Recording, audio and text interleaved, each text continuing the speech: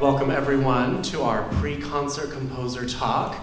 My name is Brennan Stokes. I'm the assistant director for Ensemble for these times, and we are so happy we have two of the composers on the program tonight here with us to talk a little bit about their music and maybe a few more questions along the way.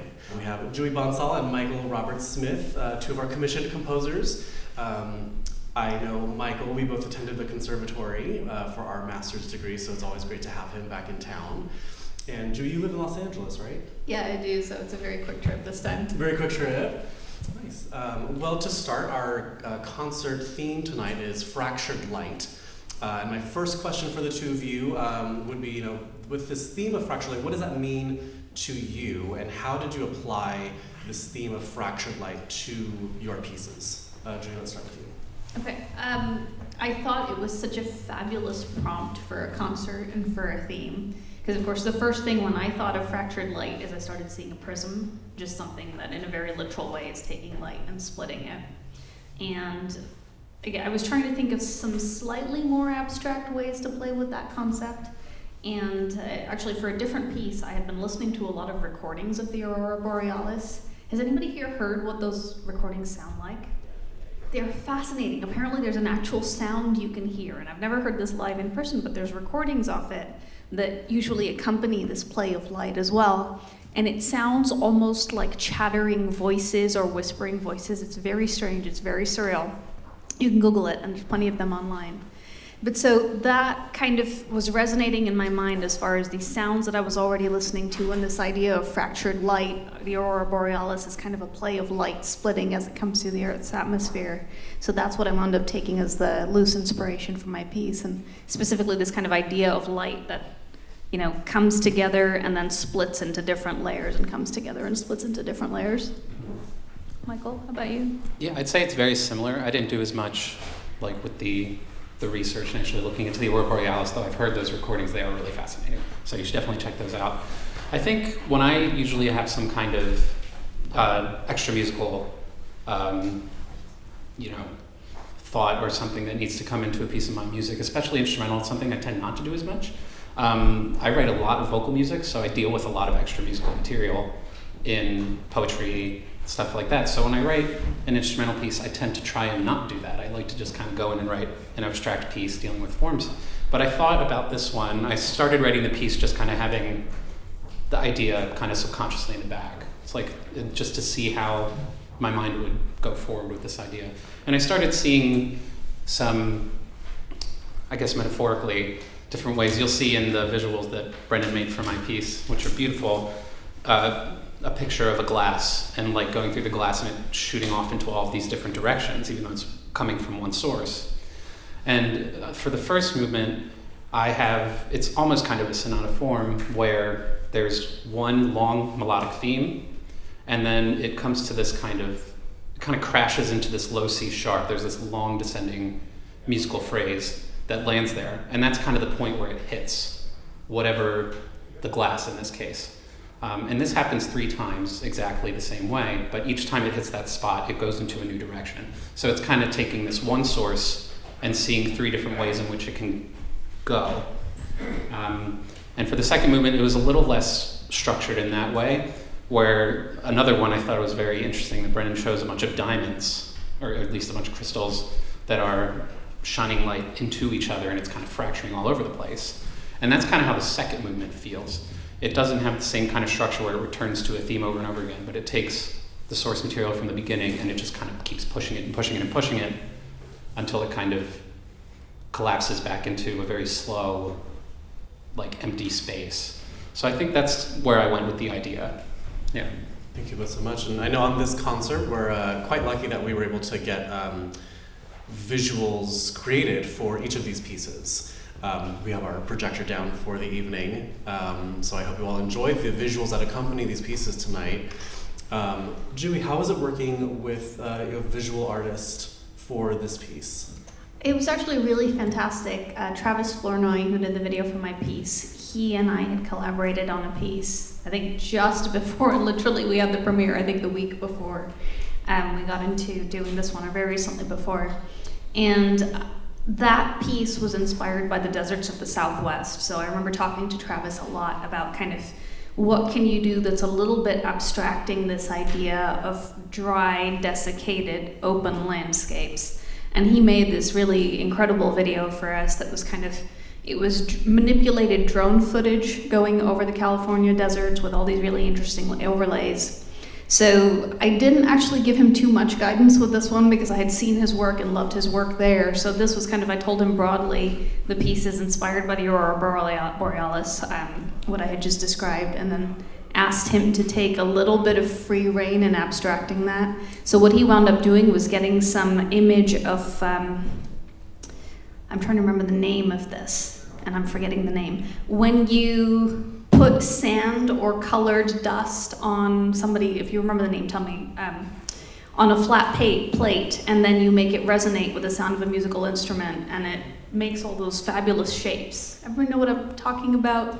Chladni shapes, maybe? Chladnis? I don't remember the names. I think so. Well, they're incredible. Do look them up. Probably if you look up CHLAD sound, it will come up on Google, and I'll remember the name as soon as we walk away from these chairs.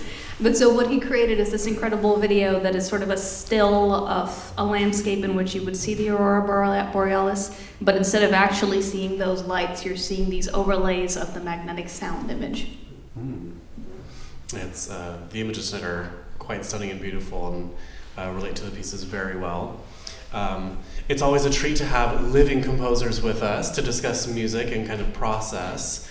I know for so many of the classical canon, we can't quite ask them what was going through their mind on these subjects. But compositionally, besides the pieces on tonight's program, just to kind of pick your brains a little bit, kind of what would you say inspires your compositions or kind of your process and how you tackle creating new pieces? Generally, it's quite chaotic for me. I have to be honest. Usually my process is just going to the piano and just starting to play with little ideas, fragments of stuff. And usually I'll eventually fall onto something. It might be as small as a single chord that for some reason is resonating with me in that moment, or a rhythmic motive, or a full melody. In the case of this piece, it was a full melody. The first melody you hear Abby play on the cello tonight in my piece was the first thing that came to me, and then I just structured the piece off of that. And usually by that point, it's not necessarily easy, but the music comes a little bit easier when I have that kind of, that something to work with. It's like a brick, and you can build from there. So that's usually what my process is, and any of those little musical materials is usually what gets me started or gets me excited. And obviously it depends on the piece. For this as an instrumental piece, it's the actual music. If it's going to be a song cycle, it'll be the poetry that sets me off in a direction, or an idea that I work with the poet on to create something from, and then they can go and do what they want to do with that idea. So yeah, it depends really on what the piece is. Mm-hmm. I love that you said chaotic because I'm exactly the same way. I sort of laugh about this when, at least often I am asked for images of can you send us an image of you as a composer at work? And I always wonder what to send them, because this sort of looks like the representation kind of a composer at work, and of course in practice it's very frazzled at home with pages and computers and all these things all over the place trying to make sense out of all this chaos. Yeah. So for an example, right now I'm working on an opera, and it is exactly that. It is, my computer screen is open here, and there's awful sketches all over the place here, and some handwritten things, and a couple of recordings, and a second screen. And it's a lot of starting with these very rough ideas and somehow trying to wrangle some kind of order out of whatever the initial starting concept was. I think that is one thing for me that helps, to have some concept. In this case, it was the Aurora Borealis, and the opera had something different, but just to kind of help tie the different threads together. Another question that I personally like to ask that's not quite related to tonight, but as a composer, we obviously get to choose, if it's not a commission, and you kind of get to create your own blank page project. Do you have a favorite instrument or combination of instruments, voice, and why that particular instrument or combination? Well, I kind of came into classical music through choral singing. And I think that my kind of upbringing, I started when I was 16, but I got really very much into that world. So the first music that I wrote was for choir, and it generally, among the music that I've written, those are the ones that are actually taken up and performed multiple times. And I think that that's my favorite ensemble to write for, even though I do try to move away from it sometimes because I do want to write, cello and piano, or a song cycle, or an orchestra piece.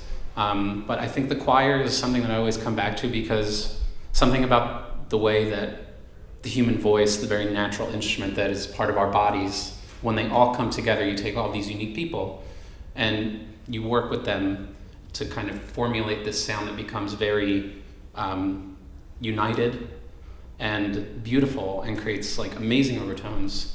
The fact that you can take all of that unique sound from something very personal like the voice to create that unified sound, to me, is incredibly exciting. And I love doing that as a singer as well. Yeah. I also love the voice very much. I hesitated for a second because I don't want to give exactly the same answer that Michael just gave, even though I agree with everything he said.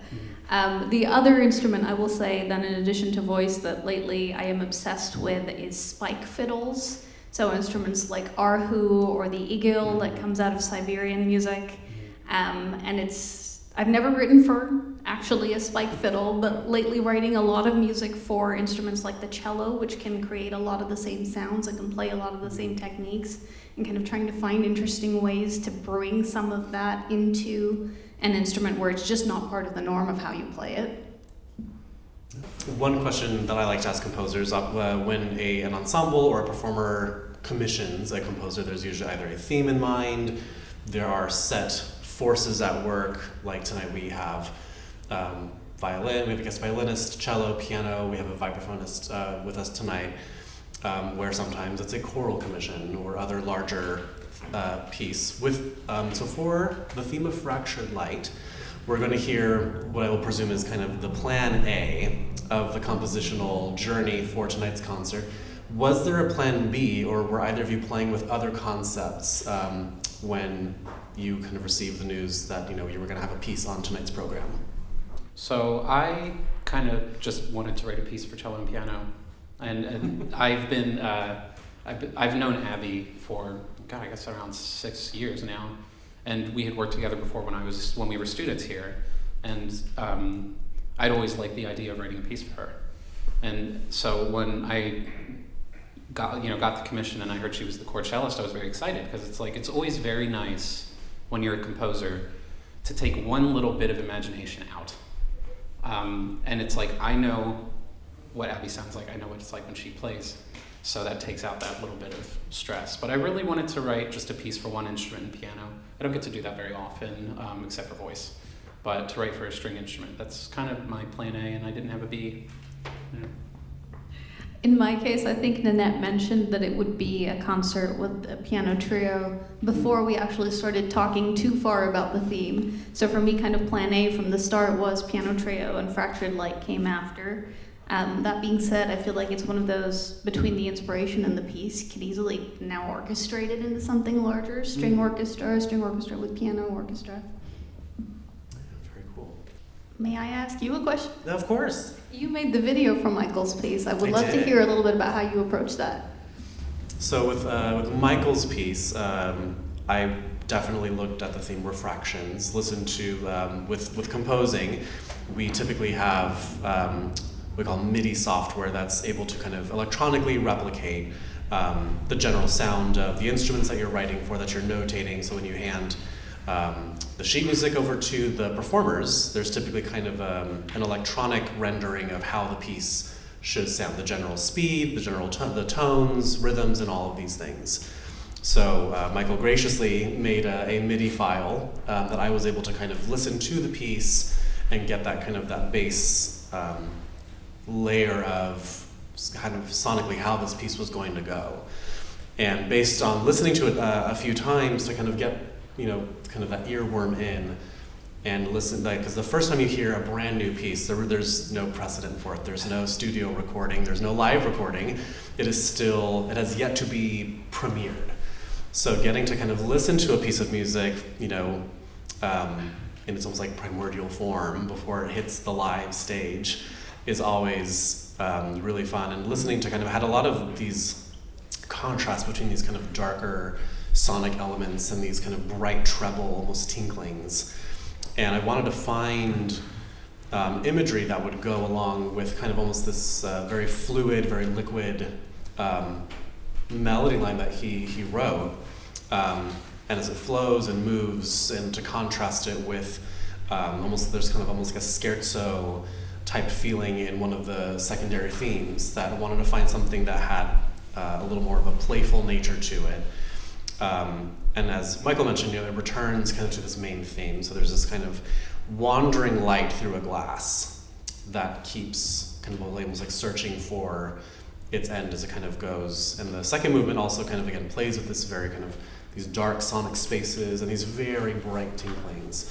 Whereas Michael mentioned kind of these falling crystals kind of came to mind in kind of piecing together this wandering fluid light with these brighter elements. That was really fun to play around with. And it was the first time kind of making anything for Michael visually, and but it was just a fun, again, kind of creative project, another kind of form of composing, but this time not with music, with visuals. Yeah, and I've known Brennan for also about 6 years, and when I heard that he was going to be making the video images for me, I was very happy to know, because I trust him very much, and I think he's also a very wonderful composer, and just great aesthetically, as you can see his beautiful outfit. Yeah, so I had no apprehension whatsoever. I was very happy that Brennan was doing that. Thank you. Well, I think that will conclude kind of our pre-composer talk for the evening. We'll take a short break and the concert will start soon. After the concert is over tonight, a few of us will be making our way over to the Madrigal just down the street on Van Ness for kind of some post-concert cocktails and light fare. And you're welcome to join us to also speak to the composers, some of the musicians, and we hope you enjoyed tonight's concert and look forward to seeing you afterwards. Thank you all so much. Let's give a round of applause for Juhi and Michael.